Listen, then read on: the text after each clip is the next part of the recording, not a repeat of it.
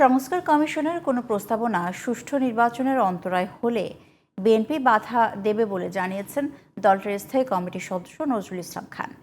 বিকেলে প্রধান নির্বাচন কমিশনারের সাথে বৈঠক শেষে তিনি বলেন, জাতীয় নির্বাচনের জন্য কমিশনের প্রস্তুতি সন্তোষজনক। আরও জানাচ্ছেন মনিরুজ্জামান।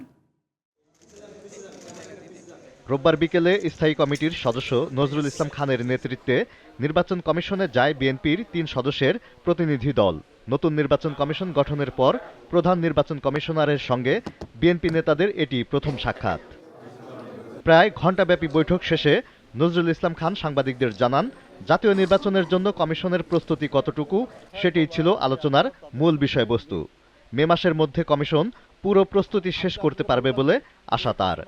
পলিটিক্যাল কনসেনসাসের ভিত্তিতে সরকারের তরফ থেকে অনুরোধ হতে হবে এবং তার ভিত্তিতে নির্বাচন কমিশন নির্বাচন অনুষ্ঠান করবেন।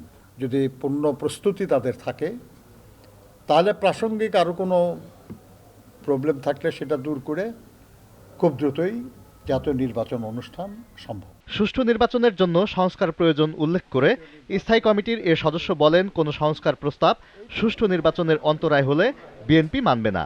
সুপারিশ নিয়ে স্টেক হোল্ডারদের সঙ্গে সরকার আলোচনা করবে, কইরা যে সিদ্ধান্ত হবে সেই সিদ্ধান্তের আলোকে যদি আইনের পরিবর্তন হয় বা বিধানের পরিবর্তন হয়, নির্বাচন কমিশনকে সেটা মানতে হবে। সংস্কার কমিশনের কোনো প্রস্তাব সুষ্ঠু নির্বাচনের পথে অন্তরায়, ওটা তো নির্বাচন কমিশন কেন, আমরাও বাধা দেব। বাদ পড়া নতুন ৩০ লাখ ভোটার যুক্ত হতে পারেন নতুন তালিকায়। একই সাথে মারা যাওয়ার কারণে ১৫ লাখের মতো ভোটার বাদ পড়তে পারেন বলে বৈঠকে জানিয়েছে commission. Moniruzzaman, GTV news, Dhaka.